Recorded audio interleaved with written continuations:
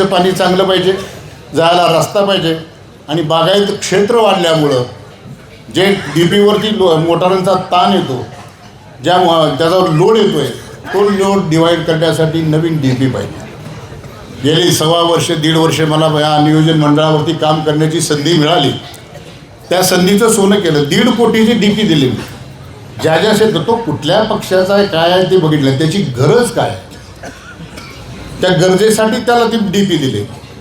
आणि अशी लोकांची गरज ओळखून काम करणारं नेतृत्व असलं पाहिजे.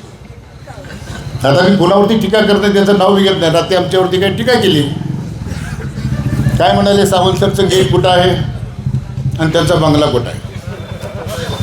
बरोबर आहे, घरापासून गेट लांबच असलं पाहिजे. कोण चोर कधी येईल काय कळतं.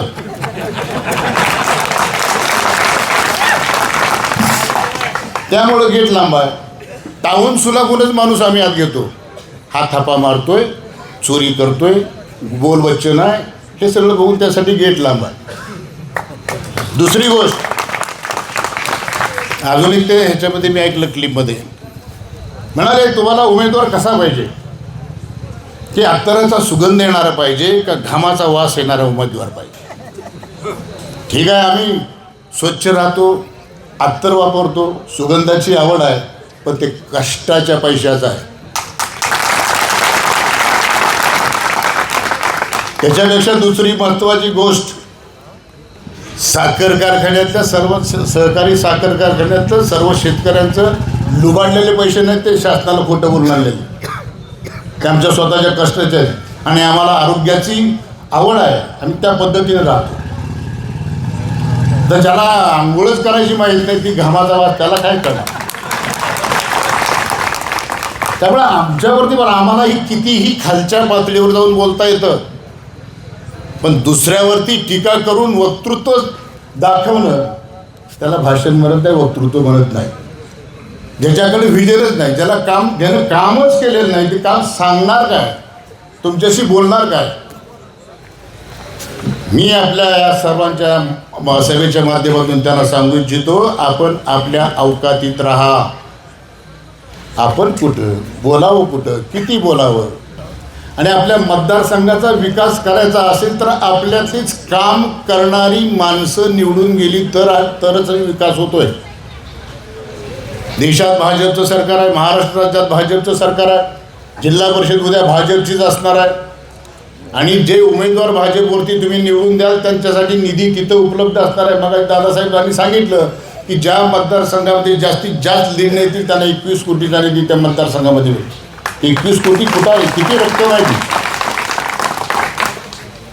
आपल्या भागाचा विकास पाहिजे, त्यासाठी सगळ्या सुखसुविधा उपलब्ध करण्यासाठी म्हणून हे काम कर, म्हणून हे उमेदवार आहेत, म्हणून निवडणूक आहे. गावातल्या समस्या सोडवण्यासाठी ग्रामपंचायतची आहे, तालुक्यातल्या सोडवण्यासाठी तालुका पंचायत, जिल्हा परिषद, हे सगळे ही जी रचना आहे यामध्ये नेतृत्व पाठवलं जातं, ते तावून सुलाखून पाठवण्यासाठी ही खालची सुरुवात आहे. म्हणून मतदारसंघाची जाण असणारी, या मतदारसंघाची नाळ जोडली असणारी इथलीच माणसं ज्यांना कामाची आवड आहे, त्या लोकांना तुम्ही मतदानासाठी निवडून द्यावं. माझ्यासाठी वेळ थोडासा फार कमी पडला, कारण बरंचसं काही सांगायचं होतं की जे 8 वर्ष थांबलं होतं आणि या 1.5 वर्षामध्ये साचलेलं होतं, ते सगळं झालं असतं. पण विजयी सभेमध्ये हे सगळं आपण बोलूच. पण मी या सगळ्या सुज्ञ मतदारसंघातील सर्व नागरिकांना विनंती करतो, कुठल्याही भूल थापेला विहिरीला बळी न पडता उद्याचा एकच दिवस मध्ये आहे, जागते रहो.